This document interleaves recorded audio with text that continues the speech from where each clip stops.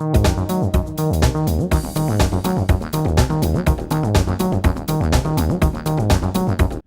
Karen gave away my whole talk right there. So, but thanks for the opportunity to be here, and we'll talk about the election stuff and some of the, I think, projects that we're working on that we're really excited about, and of course anything else that y'all want to talk about. I'd like to think of CABL as being sort of a forward-looking organization, but I'm going to start by taking a look backwards at things. The elections are 2019. The new governor, or the new governor's term, whoever the governor is, and the new legislature will take over in 2020. But I thought it was interesting to go back and look backwards for a moment, because it was in the late 1990s that under the administration of Governor Foster, they put together something called Vision 2020, and lo and behold, we're on the brink of 2020. So I thought it might be a good opportunity to take a look backwards at that and maybe use that as a way to look forward as well. I don't know how many of y'all remember Vision 2020. I know a few of y'all do. Yeah, I know. The ones that are lacking in hairlines, you know. Well, it was started under Governor Foster's administration in the late 1990s. It was sort of like a strategic plan for economic development, but you could also say in some ways it was sort of like a strategic plan for the state, or at least that's the way that they intended to use it under the old days of Steve Perry and Andy Copeland, who were kind of looking for, innovative ways to do things in their policy realm. Basically what they did was focus on three areas: the economy, education, and quality of life. And sort of as the name implied, Vision 2020, it also was kind of a vision statement and a vision document for the state. And it said back then, this was what their vision was back then in the late 1990s, that by 2020, Louisiana will have a vibrant, balanced economy, a fully engaged, well-educated workforce, and a quality of life that places it among the top 10 states in which to live, work, and do business. Now, that was almost 20 years ago. Now, it's hard to say that a lot of those things took place, but I will say this: there were some really good policies that came out of that whole framework, or out of that period during that administration. I'll just point to a couple of them: the creation of the community and technical college system, expanded access to quality pre-K programs for 4-year-olds, school accountability, and really the first focus that we had in our state at that time on student achievement, strong investment in higher education with a focus on technology and research, tax reform to kind of increase our competitiveness. Whether all of those per se came out of that document, all of those things were included in that document, and it's one thing to kind of have a vision like that. Like I say, I can't say that every single thing happened that they were shooting for in terms of their vision, but at least it kind of spelled out what the state's vision or aspirations were. It was kind of like, what is it that we want to be as a state? And what they said was, we want to be a learning enterprise, we want to build a thriving economy, and we want to be a top 10 state. So I think this year, with the elections coming up and with the kind of spirit of Vision 2020, I think it's a good time to take a look at that and ask ourselves that same question. Here we are on 2019 with an election year. Where do we want to be as a state? What is our vision? Do we even have one? What do we want the state to look like in 10 years, in 20 years, 25 years, whatever it might be? What do we aspire to? Is anybody even talking about anything like this? I mean, if you're in a business, you talk about your vision and your mission and your goals. Organizations do it, some cities do it. So why isn't Louisiana doing it? Is this a good time to do that? And I think from CABL's perspective, it actually is a really good time for us to seriously think about that. And here's why. I mean, if you think about it, over the last 10 years, what have we been doing in our state, roughly? We've been talking about one thing, in multiple variations of it perhaps, but really just one thing: stuff about the budget. It's about, what are we going to cut? How much are we going to cut higher education? How much are we going to cut health care? Are we going to raise taxes? If so, which taxes are we going to raise? How long are we going to raise them for? Those were really the only issues that were kind of really dominating the state for really the last decade. We weren't really focused on things that moved the ball forward because we had to be so distracted by those other issues, politically and otherwise, that just kept going on and on and on and on. In the meantime, we've just continued to sort of bottom feed on all those national rankings that we keep talking about. Wallet Hub is not exactly a website I'd heard a lot about, but you still see them coming up a little bit more right now. you're not familiar with it, it's really a company that's an online company that provides credit resources, things about your credit ratings and help improve your credit ratings. But somehow they got in the business of creating lists. And if you go to their website, there's a million lists that they have. Some of them are kind of fun and interesting things, but a lot of them deal with things that are of more, I guess, substantive interest. But for Louisiana, it's kind of a depressing walk through their website to go look at some of those things. For instance, worst state economies, Louisiana's 50th. Most educated population, we rank 48th. Most at-risk kids, we're the second highest. Best state for jobs, 49th. Safest state to live in, 48th.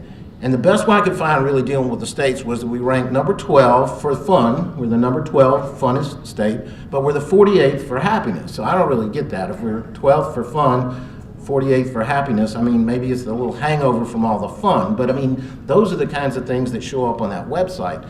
Unless you think that Louisiana, or that Wallet Hub is picking particularly on Louisiana, look at these. You go to CNBC, they rank us second worst state in the country to live in, 49th for quality of life, and 44th for best places for business. And when U.S. News and World Report, and this is a really big one, they have a lot of lists too. In 2017, they initiated their first ever list of best states to live in, and lo and behold, where did Louisiana rank? Where did we rank? We were 50th. We managed to retain that title in 2018. So my point is, I mean, you say, okay, what's new? What's new about this? It's the same old, same old. Well, that's the point. It is the same old, same old. We've been talking about this forever and ever, and so I throw out all these things and nobody bats an eye, nobody, lifts a finger because we're so used to it. And, they keep talking about the new normal. Well, this is in fact the old normal, and there's really something wrong with this picture if we're gonna be, continually stuck in these particular kinds of situations. Now, I know you can easily look at these things and say, well, everybody's got a different ranking. I mean, this one ranks us here, somebody else ranks us somewhere else. It all depends on the methodology. It depends on what it is they choose to measure. Well, yeah, that's all true. But there is a little consistency running through all these different ones. And if you want to look at just U.S. News and World Report just by itself, what are the things that they're looking at? When they're talking about best states, they're looking at the health of the population, education levels, infrastructure, crime, fiscal stability, and quality of life. Now, those are not unreasonable things to be taking a look at, and it's not surprising, I suppose, that we don't fare too well in a lot of those things. They're all areas that we all know that we have issues in, and yet I will bet it's hard for us to say what big things we have done, with a couple of exceptions, I think there are some exceptions, to really move the needle in any of those areas. Now, let me be honest with you. I'll be honest to say that I'm not the first one that's going to want to stand up here and say that I want to live in some of those states that rank at the very highest. I mean, Iowa, Minnesota, North Dakota, and Utah, I'm sure they're all great states, but they're not a lot like Louisiana, and they're not my first choices for places to live. But I would say Florida, North Carolina, Tennessee, Georgia, they all rank significantly higher than Louisiana does in any of these rankings. There are peer states, there are competitive states, they're in the southern region, they're ones that we deal with all the time, and it seems reasonable to me that we ought to be able to do a little bit better, or at least be in the ranks of some of our peer states and some of the other southern states, as opposed to where we are with West Virginia and basically New Mexico, kind of the ones that we kind of hang out with a lot. The point of all this is not really just to criticize our state and say, hey, we're doing terrible and all that, but to really point about, what we can do to move things forward. So what is our vision? We could have all kinds of visions. Maybe a vision is that instead of being at 50th in the next 10 or 20 or 30 years, pick your time frame, we be not 50th, but 40th. That doesn't seem like a terribly unreasonable thing to think of. And if you look at our natural resources, if you look at the energy and the manufacturing industries and the sectors that we have, the expertise we have in so many of those areas, it's hard for me to think that we should be the number 2 state in the country for poverty, 44th on the business thing, and just so low in all these rankings when we have these resources and these things that are available to us. And I'll put it another way too. Kentucky is ranked number 41st. So it seems to me that maybe in a decade or two, we could probably catch up some on Kentucky. If our goal is to get to 40, I bet we could do that. Kentucky got to 41, we could beat Kentucky. So that should not be a totally, out of the realm aspiration. I know it's not exactly very sexy, like, hey, we want to be 40th, but it sounds a lot better than being stuck at 50th. But to do that, I think we really need to do something that we have not done, and that is establish both a vision for what it is we want to be and a mission about it. And with this election coming up, I think that's exactly the same things that we need to be asking candidates. What is your vision for our state? What is it that you want us aspire to be? Where do you want us to be? And will you make it a mission to try and help us get in that way? So to that point, the point that Karen brought up, we are trying to do that with our organization, with CABL and PAR and Committee of 100. And I know you're familiar, I'm sure, with all of our organizations. We've worked together on a lot of issues in the past. Certainly CABL and PAR are very like-minded organizations that in our case goes back to the 60s, theirs goes back to the 50s. Committee of 100 is another group, more or less a business roundtable for our state. They focus a lot on economic development with a lot of business participation. But I think over the last several years you've seen us work together on things, and we're all very like-minded about things, but we've never done anything like this in an election where we decided to kind of come up and develop on our own internally a shared agenda for the state, kind of a common agenda for the state, to work on it and help promote it to the candidates, to the public, to you, really to the whole state is kind of a vision, number one, but also a prescription in some ways too for how we can achieve the vision and kind of move things forward. Of course, for us, it's a totally nonpartisan effort. You know, we're not involved in, politics in that realm. We're certainly involved in political issues, but not in terms of politics, endorsing candidates. We don't have PACs. We don't have any of those things like that. So in that sense, it's going to be completely nonpartisan. And for us, it's not really about politics per se. And in fact, what we're kind of hoping is that maybe this will be something that can take a little bit of the politics out of the election this year. Now, I know that sounds crazy because candidates are going to be candidates and political consultants are going to be political consultants, and they're going to tell people what they need to do. And one of the things they're going to tell them that they need to do is they need to distract voters from these issues that we're going to hopefully be wanting to talk about, and kind of pick some hot button issue over here on this side or over on this side that probably gets you worked up or makes you angry or gets you excited or something like that, so that we don't have to talk about some of those issues. But I'll say this, if we're not talking about those issues ourselves and we're not asking those candidates about those issues and trying to get some answers from them, not necessarily commitments, but just where they stand on things, then we're going to end up right where we are, where we've been at these very low rankings that we already have.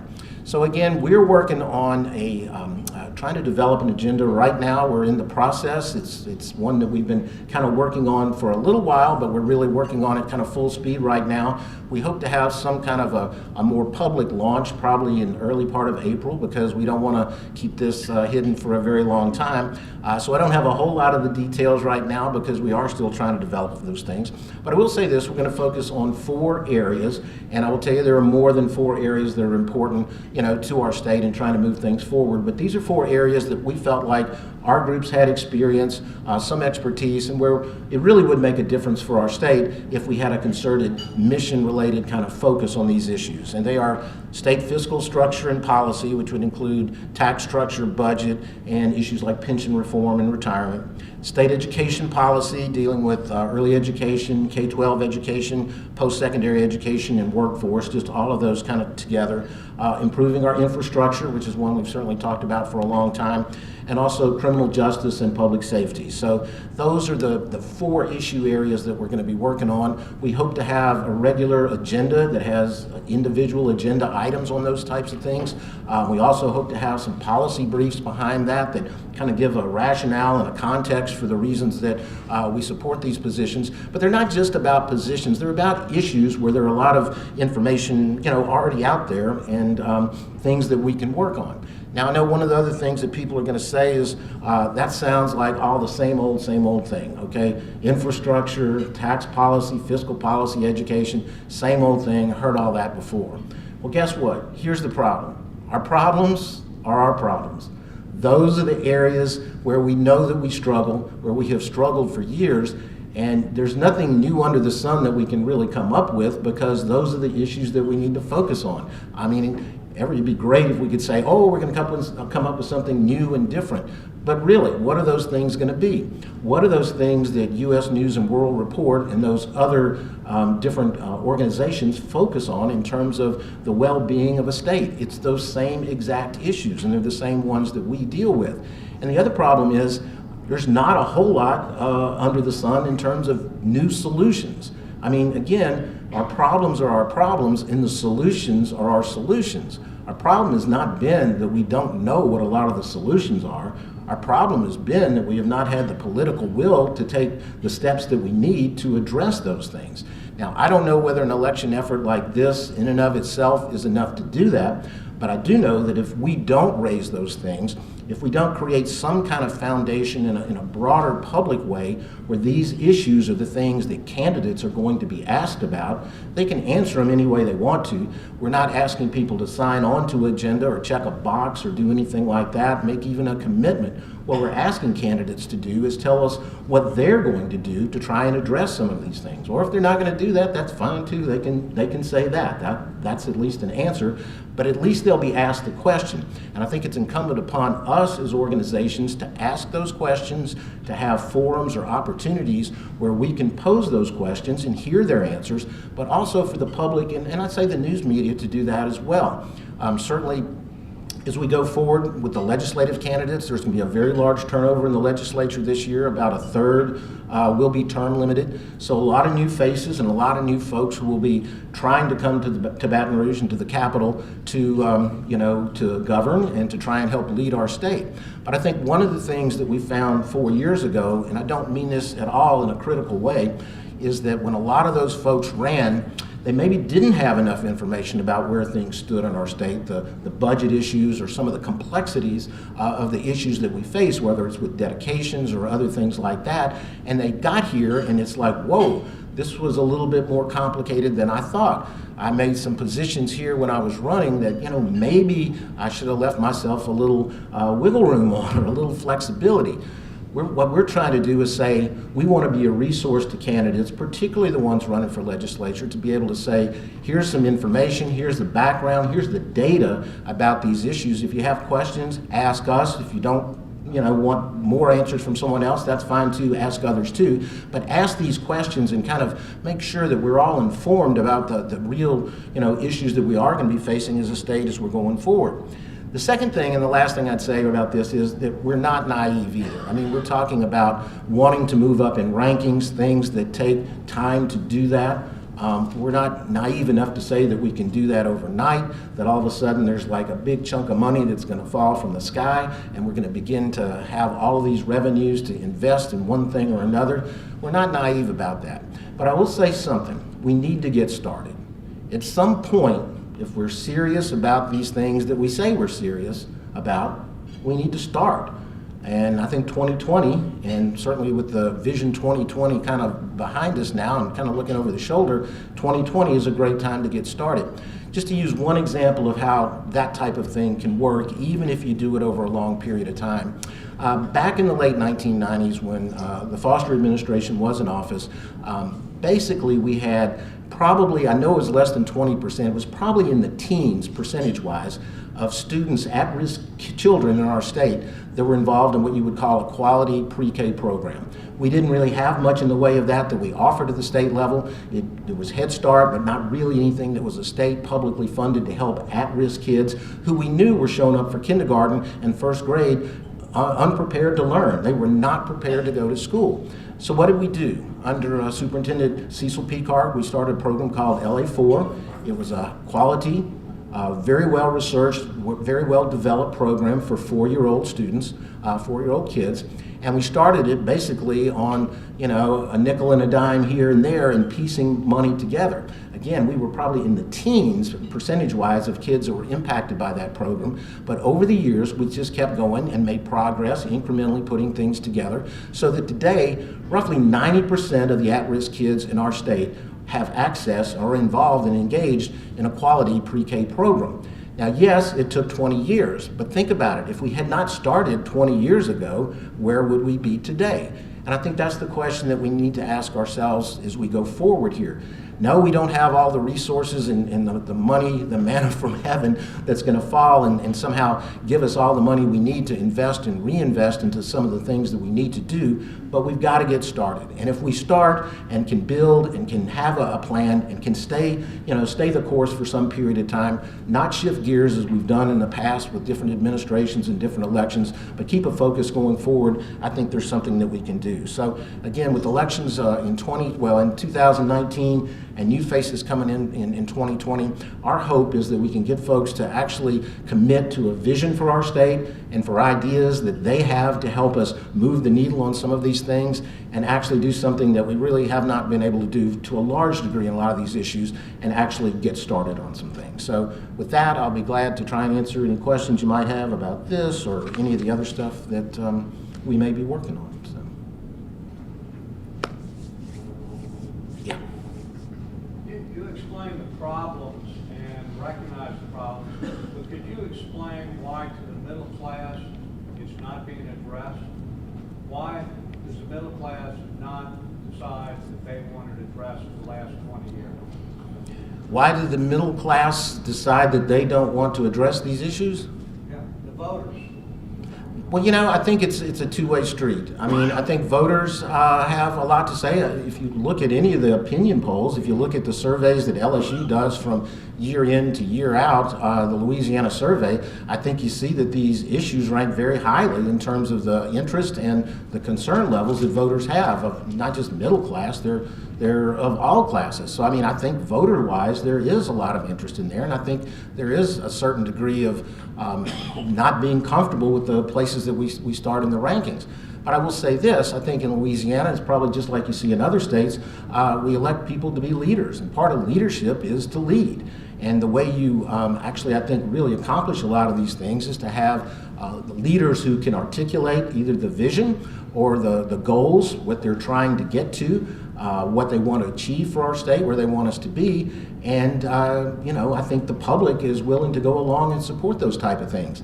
I just can't say that we've had a whole lot of focus on those types of things really over the last 10 years. I'm not faulting anybody per se, except to say that we were so distracted by the budget issue, and that crossed across administrations. So I think that people are very interested in these things. I know in Baton Rouge, you talk about infrastructure, that's the first thing people raise their hands about. Now, granted, we haven't been able to do anything about it, but to say that they're not interested in it, same with education. I think the same with our workforce, and I think with all of those things. I think the voters, whatever class they're from, I think are very interested in these things. And hopefully, by bringing these to the forefront during the election year, we can kind of perhaps, get some momentum going for these candidates to address those things. Lanny, or Mark. Lanny deferred.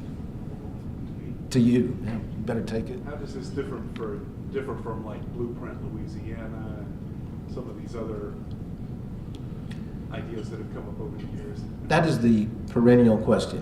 What's different about this from like Blueprint Louisiana or things like that? Well, a couple of things I'd say. Number one, every election is different. And I think Blueprint came together at a time where, it was kind of an interesting juncture in our state. It was after Katrina and just, a variety of issues that made an initiative like that kind of the initiative of the moment. I just think we're there at the same time. It's a different situation, but I think we're at a similar crossroads where we are right now. I mean, again, I don't want to keep going back to that.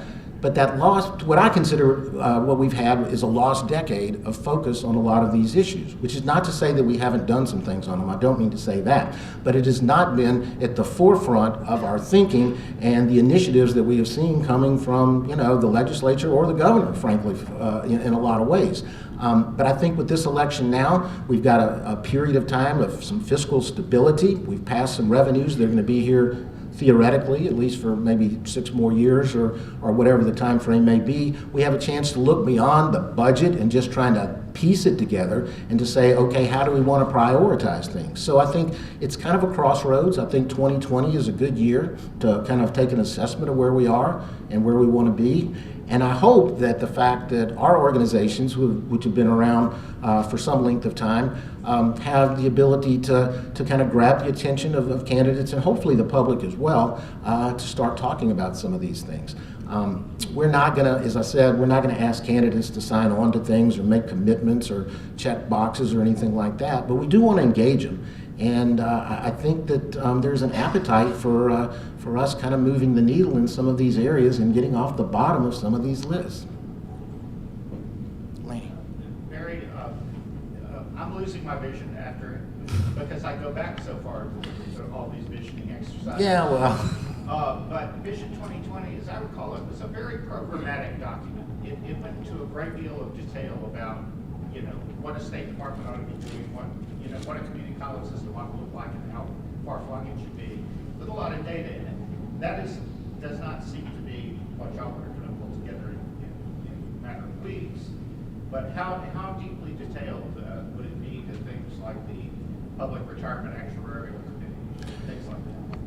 Well, the question is, Vision 2020 was a pretty programmatic document. It had a lot of detail in it, and this is an election agenda. It's a little bit different thing, and how much detail, I guess, can we get into at some point? Well, the first thing I would say is one thing about Vision 2020. You're right, it was a very programmatic document, but it was also one that was created by an administration to guide them through the things that they wanted to do. So in that sense, it was kind of a vision of where that administration wanted to go, and the roadmap that they wanted to take, along with benchmarks and goals to how that they would get there. A lot of the documentation, or whatever you want to call it, that was in Vision 2020 was benchmarking. It was like, here's where we are, here's where we want to go, and then we're going to measure our progress as we go forward. Of course, as you know, it didn't last forever. I think Governor Blanco kept it, but after Katrina, it kind of lost, fell by the wayside, and certainly Governor Jindal, did not embrace that in the same way. I think for us, what's different is that we're talking about an election agenda, and I think it's harder to get into that level of depth and detail for an election. You really need to talk about the bigger issues. You want the candidates to respond, and you want to use it as a way to set priorities, to say, hey, these are the important things. We don't have to necessarily prescribe one single way to go about addressing those. I mean, if you look at most any of the issues that we have studied in all these years, they point to a direction, but they're not so prescriptive to say you have to do A, B, C, and D just this kind of way. What I do think, though, however, is that after you get past the election, that's step one. Step two is when you get into a legislative situation. So 2020 will be a legislative deal, and I think you'll see, hopefully, from our organizations and hopefully in partnership with legislators and others, some of the more prescriptive things that you describe, some of the much more detail. For me, the election agenda is the framework, the body of work that we kind of want to focus on in terms of priorities. It's the legislative sessions that come afterwards where the work gets done, and hopefully you begin to see some of the prescriptions that we're talking about enacted.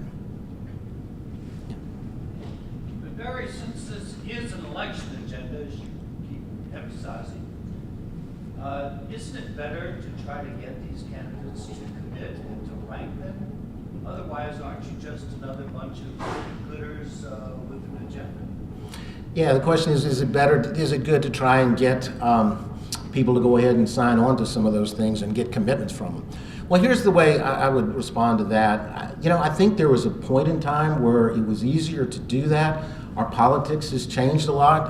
A lot of consultants have gotten a lot more sophisticated in what they tell their clients or their candidates to do. I think if you look at Blueprint, quite honestly, what you saw sometimes, and I don't mean this again in any kind of negative way, it's just kind of the environment that's out there. You get some people to sign on that might be very minor candidates and don't even have a chance to win, and sometimes the favorites, because they know they're the favorites, because they know they have other things going on, they're less likely to sign on. Governor Jindal didn't even sign on to their agenda either. So what you get sometimes is a mixed message where, sometimes people sign on just because they get some attention for it. Sometimes others say, I really support all this stuff, but I'm not going to sign on the dotted line because I think I'm going to be the winner in this race, and I don't think I need to do it. So I think, you run a risk of running into both of those types of things. I mean, I think ideally that's a great thing to do, but I think it's hard in this kind of politically savvy environment that we have now with consultants probably telling people not to sign on to things. So we recognize that and understand that. But I do think that if we can offer ourselves as resources, create some momentum behind some of these things, and quite frankly, what we need to do is have the media, the public, partner organizations like our chambers, our regional economic development organizations, our civic groups. All of those folks are going to be holding forums in their regions, talking to candidates about issues. A lot of them will be local issues, but we're hoping to create some toolkits or some tools that will help, with some of those organizations to make sure some of these issues are at the forefront there. I mean, honestly, it'd be great to get somebody to sign on to everything that you did, but I think that's kind of unrealistic. But I do think it does make a difference if candidates go to this forum or that forum or that forum and they keep getting asked the same kind of questions. Maybe it's about infrastructure, maybe it's about, constitutional convention or whatever the issues are. If they hear it over and over again, they're going to probably feel like they need to respond to it. And so from the point of view of our organizations and our kind of nonpartisan backgrounds, that's the contribution we feel like that we can make the most. Yeah.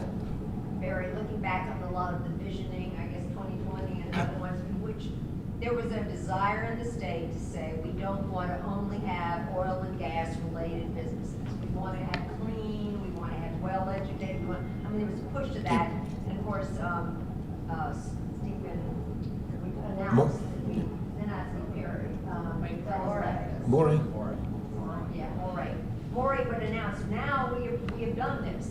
And then we would do stories on it, not so much. Electronic arts wasn't a great breakthrough and whatever. It was people testing some games at LSU. So consequently, are you going to have a big picture economic development shift, or are you going to say we embrace our manufacturing heritage, or have you gotten that specific?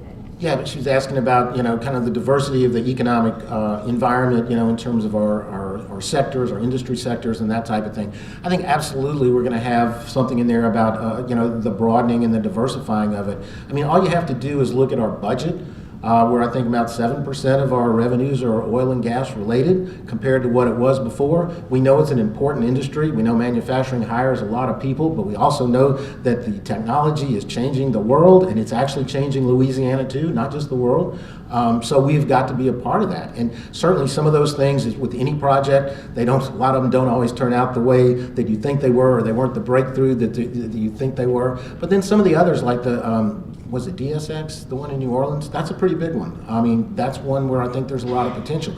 We know that there are going to be more technology jobs than jobs for people with a high school degree. We know that for a fact. They're either going to be here or they're going to be somewhere else, and all our kids are going to go to those other places. So yes, I mean, I think part of the whole prescription or the solutions for what we're doing is to diversify. I know it's the same thing people have said again, but we've got to take some of those steps to do that. I mean, to me, that gets back to what we'll probably see in some of our recommendations with higher ed.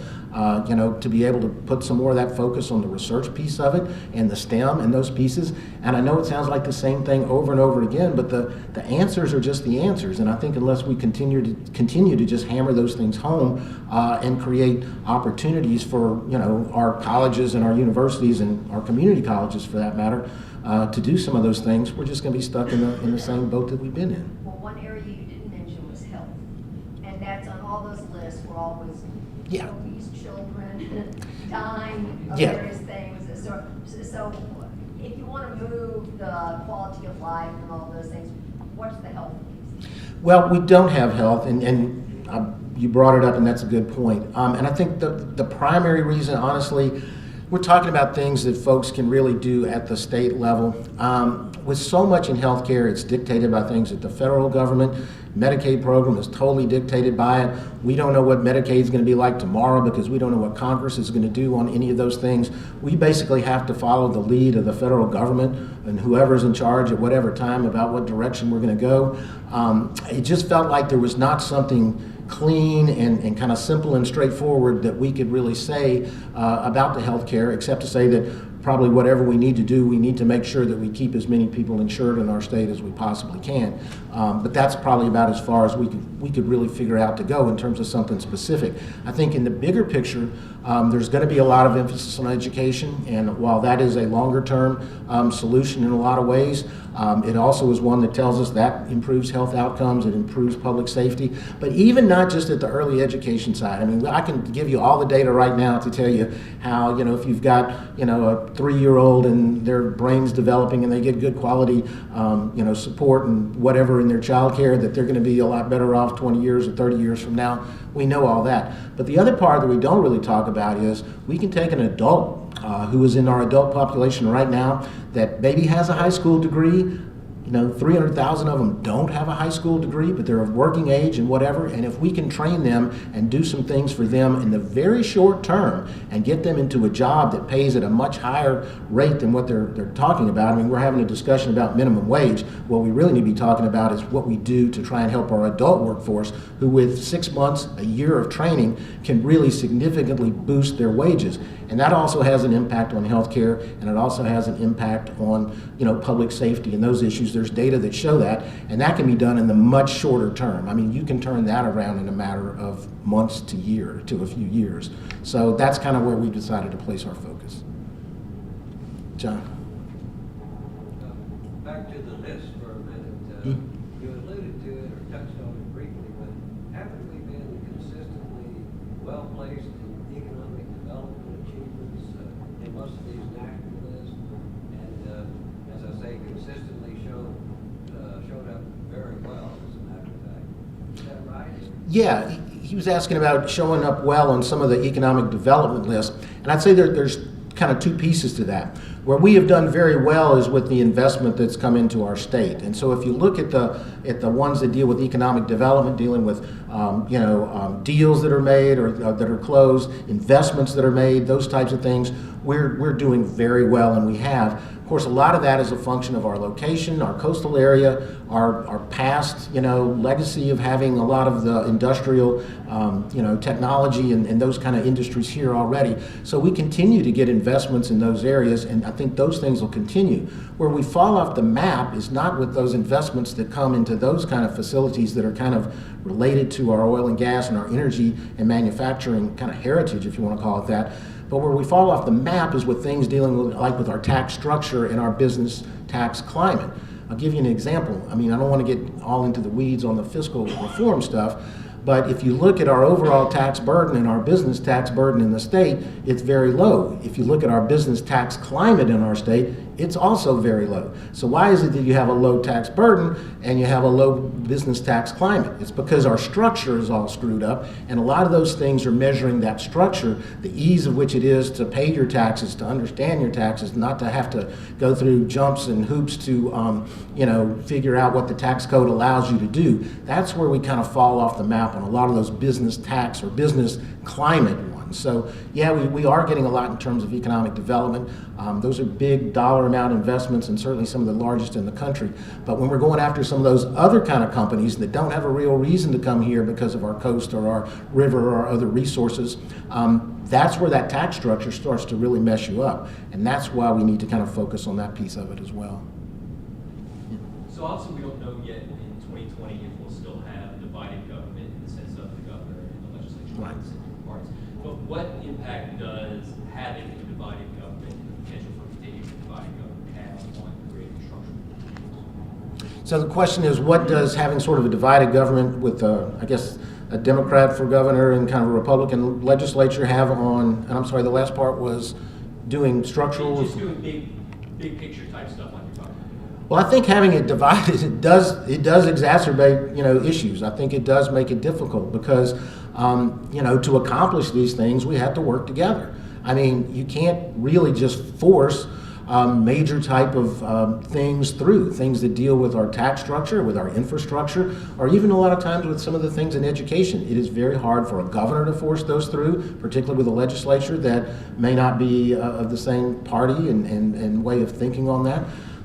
But we have to live with what we get. And I do think that if we begin to focus on these issues as opposed to the parties and the politics of the things, that maybe we have a better opportunity to do that. This is not in any kind of a way to say that any of our organizations support one party or one over the other, or would rather have a divided government or less divided government, whatever. It's whatever we have, we just need to figure out how to deal with. But I do think that by reaching out to legislative candidates earlier in the process, well before qualifying, to try and kind of inform them on things, get their feedback, have a give and take with them, and understand some of these issues, it does give us the best opportunity we have to succeed, whoever the governor is or whatever the balance is. But it makes it harder, there's no question. Karen. So, going with the accepted premise that all politics is local, and you've got this statewide agenda that you're working toward, but people running for office are responding to, voters in Lake Providence or Dry Pond or whatever. How do you get the message down to that level so that maybe their actual constituents can put some pressure on you? Do you have any sort of plan for that? How do we get it down to the local level, particularly in some of those? Repeat your question. I am. What was your question now? So how do we get it down to the local level to kind of get into more of the grassroots and kind of those local issues? And I mean, frankly, that is a huge challenge, especially for organizations like ours. We're not huge organizations, as everybody knows. We're not huge bankrolled, whatever. We're nonprofit organizations that kind of work in a very lean and efficient way, hopefully, to try and do some of those things. But I think our strategy is to try and get to legislative candidates as early as we can. And obviously, two things on that. One is to get to them as early as we can. And we feel like if we kind of get some of this out there, if there is some attention drawn to it, and I do know this kind of anecdotally, but otherwise too, I think a lot of these folks that are running are really looking for information. I know just anecdotally, the ones that we've been around, they'll show up at anything where you have information stuff, because they're like a sponge right now. They're trying to understand things better and better. And so I think if we can provide some of those resources in that regard and opportunities for them to understand those issues, that's a step in the right direction right there. I mean, yeah, local things are always going to, dominate. But at the end of the day, these issues, whether it's education, whether it's infrastructure, I think even in terms of tax policy, I mean, you can get down in some rural areas and you can say that's a pretty far off issue, for me in my little small town where I live. But in a lot of the other parts of the state, in our urban areas, in where we do have a lot of folks that are living, they're starting to get fed up with some of these things, quite honestly, I believe. But that's a challenge. I got to be honest with you. That's hard for any kind of organization to do. I mean, we're not grassroots organizations. We're kind of leadership organizations. So, I mean, our tendency is to try and reach people through leadership. And so that's kind of what we're trying to do. Mary, you had mentioned earlier about a percentage of the legislature that is term limited. Do you have a gauge as to how many from one chamber will be running from the other chamber? And how do you think the staff will be impacting the legislature? Yeah, do I know how many from one chamber to the other and the impact of the staff? No, I don't. I would say that every open Senate seat will probably have a House member running for it, and we'll see what happens there. So I think that will be mitigated. The turnover will be mitigated to some degree if you're talking about the legislature as a whole. But I think when you're talking about the House is going to see a pretty significant change again, and I think that's going to open up, all kinds of new opportunities to work with legislators in creative and interesting ways, and we'll all be looking for that. I mean, the staff situation is, that's another situation. You've got a lot of folks. Brenda's one of them, who's been there for a long time, who's not there anymore, and we're going to see more of that. And that's a really good question. I don't know the answer to that, but I will say this about the staff. The staff has got some institutional knowledge that is unbelievable, and these legislators, whether they want to talk about it or not, have leaned on them for years because of that institutional knowledge and that understanding of things, not just the issues themselves, but the dynamics and how this process works and sort of the ways that you have to conduct business and things like that. And I think the loss of that over, what looks like we're looking at in terms of retirements, I think it's going to be a big loss. I know people say, the staff runs everything. Staff don't run everything, but the staff provide a lot of stability and a lot of resource that I think will be missed as they retire.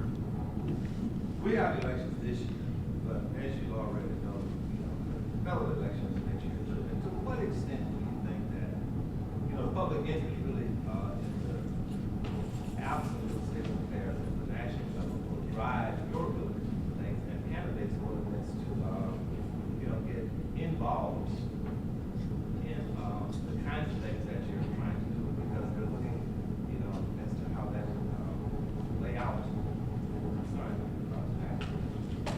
Yeah, so the question is like, how would the federal elections being the following year and candidates, even though they're running this year, kind of looking to that whole federal environment and in the way, how does that impact what we're doing? You know, that's a good question. I can't think say that I've thought about it per se.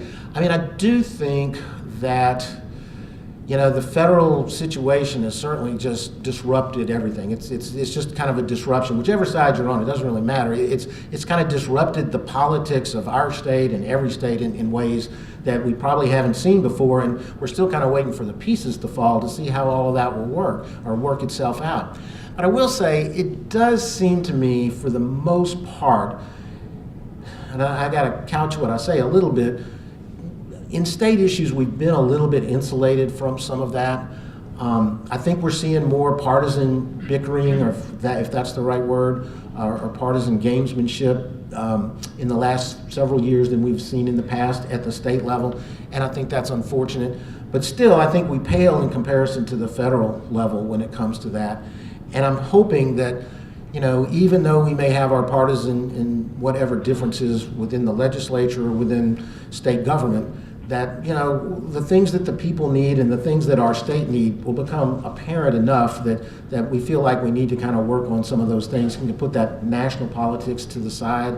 I mean, there's no guarantee of that. I mean, there certainly isn't.